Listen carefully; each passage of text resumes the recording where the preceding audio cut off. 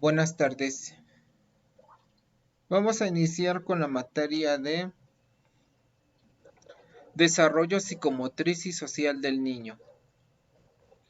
Los subtemas que vamos a trabajar en esta semana son el 3.2.1, moralidad heterónoma, 3.2.2, moralidad autónoma. Para poder realizar estas actividades, vamos a ver qué vamos a realizar. En primer lugar, se ve el video y se hace una síntesis. Después se lee el PDF y se hace una síntesis de la información de la autonomía moral desde el preescolar de Fabiola Judith Ochoa Montiel. En esta información se ve el link o el enlace del artículo, pero para mayor comodidad se manda el artículo al grupo de WhatsApp para que todos los estudiantes lo tengan previamente y lo estén analizando.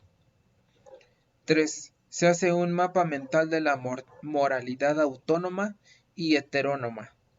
Y finalmente se mandan las actividades al correo del docente. Moralidad heterónoma. La moral heterónoma es la moral que se da en los individuos que no gestionan o no cuestionan las normas que provienen de una determinada autoridad. Se da sobre todo en niños, que son los que no cuestionan la autoridad del adulto. Esta moral crea una forma de pensamiento llamada realismo moral, que nos hace creer que las obligaciones y los valores de una persona están determinados por la norma sin tener en cuenta el contexto y las posibles intenciones que haya tenido alguien. Un ejemplo, una persona no cuenta que ha perdido el empleo para no preocupar más a su familia. Al final se enteran cuando la situación es mucho más crítica y causa, además de la preocupación esperada, el enfado por la ocultación de la información. La moral heterónoma juzga solo el hecho de ocultación de la verdad y no la posible buena intención que tuviera la persona en hacerlo, aunque agrave la situación. Es una moral rígida y poco empática. Es natural que se encuentre hasta los 7 u 8 años de edad. La moral heterónoma es la que se encuentra en la etapa que se da entre los 2 a 6 años. Los niños de esta edad tienden a considerar que las reglas son impuestas por las autoridades y no las cuestionan en una obediencia ciega, ya que consideran que por imponerlas una autoridad está bien. Un ejemplo, una madre le pide a su hijo que saque de una tienda un polera sin pagarla y la esconda en su mochila. El niño probablemente le preguntará el por qué, solo por curiosidad, pero no cuestionará la orden, simplemente obedecerá sin pensar que esto podría estar mal. La moral heterónoma es una forma que adopta la ética de los niños durante una etapa de su desarrollo cognitivo. Se basa en la aceptación de reglas externas como si fueran absolutas en lugar de desarrollar un código de conducta propio, como sucede en las etapas siguientes.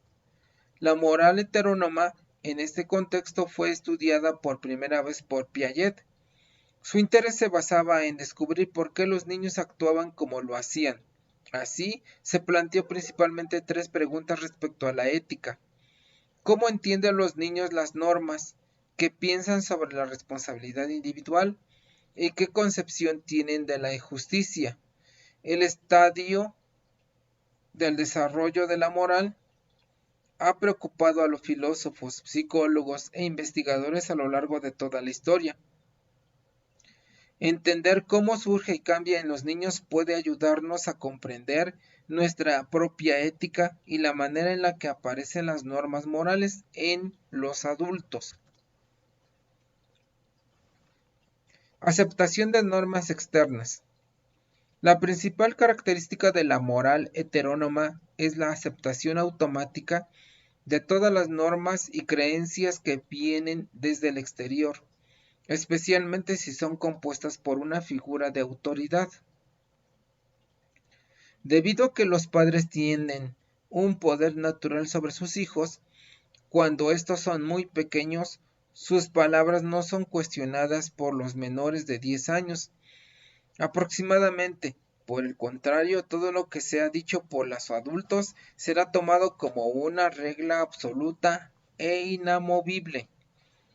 La principal consecuencia en el castigo. Al contrario que la moral autónoma que se preocupa por si una acción es éticamente correcta o no, los niños que razonan siguiendo la moral heterónoma se preocupan principalmente por no recibir ningún castigo. Así, durante esta etapa del desarrollo, los pequeños entienden que si se saltan una norma o hacen algo malo, existirán consecuencias negativas inmediatas. Poca relevancia de las intenciones. La principal medida de la gravedad de una infracción durante la época de la moral heterónoma no es la intención que haya detrás de ella. Por el contrario, los niños creen que algo es moralmente más reprobable si se ha producido más daño. Por ejemplo, un niño de 7 años puede ver mucho peor la ruptura accidental de un jarrón de gran valor que el robo intencionado de un pequeño objeto como una goma de borrar. Esto es así porque al no ser capaces de ponerse en el lugar de la otra persona, no pueden valorar sus intenciones ni el peso que tienen éstas en lo que hace.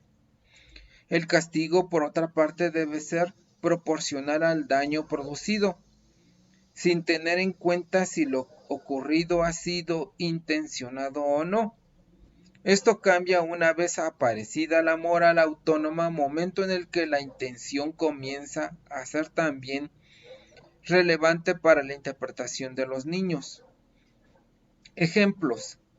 A continuación veremos varios ejemplos de razonamientos descritos por Piaget en sus investigaciones sobre la moral heterónoma.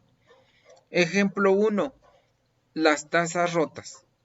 Juan estaba jugando en la calle cuando su madre le llamó para ir a cenar.